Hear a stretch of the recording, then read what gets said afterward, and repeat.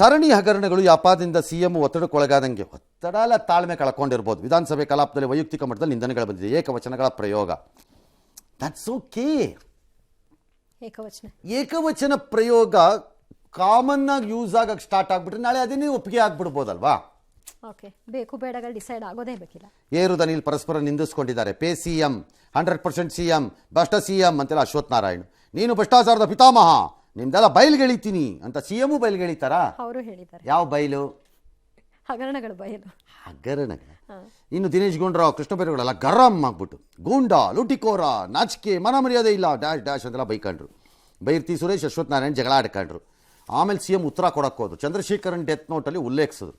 ಸಚಿವರ ಮೌಖಿಕ ಆದೇಶದ ಬಗ್ಗೆ ಸಿಎಂ ಮಾತಾಡಲಿಲ್ಲ. ಇದಕ್ಕೆ ಸಿಎಂ ಸ್ಪಷ್ಟನೆ ಕೊಟ್ಟರು. ಬಿಜೆಪಿಯವರು ಒಪ್ಪಲಿಲ್ಲ. ಸದನದ ಬಾವಿಗೆ ಇಳಿದು ಪ್ರತಿಭಟಿಸಿದ್ರು. ಗದ್ದಲ ಕಲಾಪ ಎಲ್ಲ ಆಯಿತು. That's okay.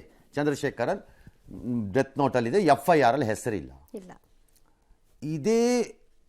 ಇದೇ ಥರದ ಒಂದು ಡೆತ್ ನೋಟು ಬೇರೆ ಯಾರ್ದಾರು ಹೆಸರನ್ನು ಬರೆದಿಟ್ಟರೆ ಪೊಲೀಸ್ನವ್ರು FIR ಹೆಸರು ತರ್ತೀರಾ ತರಲ್ವಾ ಹೇಳಿ ನನಗೆ. ಅವ್ರು ಮಾಡಿದಾರೋ ಬಿಟ್ಟಿದಾರೋ ಆಮೇಲೆ ನೋಡೋಣ. ವರದಕ್ಷಿಣೆ ಪ್ರಕರಣಗಳಲ್ಲಿ ಡೆತ್ ನೋಟನ್ನು ಬರೆದ್ರೆ ಯಾವ್ದಾದ್ರು ಹೆಣ್ಣು ಮಗಳು ಯಾರ್ಯಾರ್ದು ಹೆಸರಿರುತ್ತೆ. ಆಕೆಗೆ ಅದು ಕೋಪ ಇತ್ತೋ ಇಲ್ವೋ, ಯಾಕೆ ಸೇರಿಸ್ತಾರೋ ಬಿಡ್ತಾರೋ ಕೆಲವು ಕೇಸಲ್ಲಿ ಗೊತ್ತಾಗಲ್ಲ. ಬರ್ದಾಕಿರ್ತಾರೆ. ಸೇರಿಸ್ಕೊತಿರೋ ಇಲ್ವೋ? ಸೇರಿಸಲೇಬೇಕು. ಇಲ್ಲಿ ಯಾಕೆ ಸೇರಿಸ್ಲಿಲ್ಲ ಹೆಸರನ್ನ? ಅವ್ರು ಮಾಡಿದಾರೋ ಬಿಟ್ಟಿದಾರೋ ಅದು ಆಮೇಲೆ ಇನ್ ಪ್ರಶ್ನೆ. FIR ಬಂದ್ಬಿಡ್ತು ಅಂತ ಅವ್ರು ಮಾಡಿದ್ದಾರೆ ಅಂತ ಹೇಳಕ್ಕಾಗಲ್ಲ ನಾನು.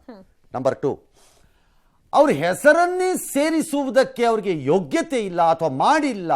ಸತ್ಯಸಂಧ ಆತ ಇದು ಏನು ಪ್ಯಾರಗಾನ್ ಆಫ್ ವರ್ಚ್ಯೂ ಅಂತ ಆಗಿದ್ದರೆ ರಾಜೀನಾಮೆ ಯಾಕೆ ತಗೊಂಡ್ರಿ? ರಾಜೀನಾಮೆ ಯಾಕೆ ತಗೋತೀರಿ ಅವಾಗ? ಅದರ ಅವಶ್ಯಕತೆ ಏನಿತ್ತು? ನೋ ನೀಡ್ ಅಲ್ವಾ? ಜಾರ್ಜು ತಮ್ಮ ಪ್ರಕರಣದಲ್ಲಿ ನನಗೂ ಇದಕ್ಕೂ ಸಂಬಂಧ ಇಲ್ಲ ಅಂತ ಹೇಳಿದ್ರು ಇಲ್ವೋ ಆ ಸರಿ? ಅವಾಗ ಹೇಳಿದ್ರು. ಹಾಗಾದ್ರೆ ಆಗ ಅವತ್ತಿನ ಡೆತ್ತಿನ ಆಡಿಯೋನಲ್ಲಿ ಅವ್ರ ಹೆಸರು ಬಂದಿತ್ತು ಅನ್ನೋ ಕಾರಣಕ್ಕೆ ಅವ್ರದ್ದು ರಾಜೀನಾಮೆ ತಗೊಂಡು ಅವ್ರನ್ನ ಆಮೇಲೆ ವಿತ್ಡ್ರಾ ಮಾಡಿಸಿ ಮಂತ್ರಿಯಿಂದ ಆಮೇಲೆ ತನಿಖೆ ಮಾಡಿಸಿದ್ರು ಇಲ್ವೋ? ಆಯ್ತು. Does not the rule apply here? ಆಗೊಂದು ಈಗೊಂದು ಕಾಮನ್ ಸೆನ್ಸ್ ಬೇಡವಾ ನಿಮ್ಗಳಿಗೆ?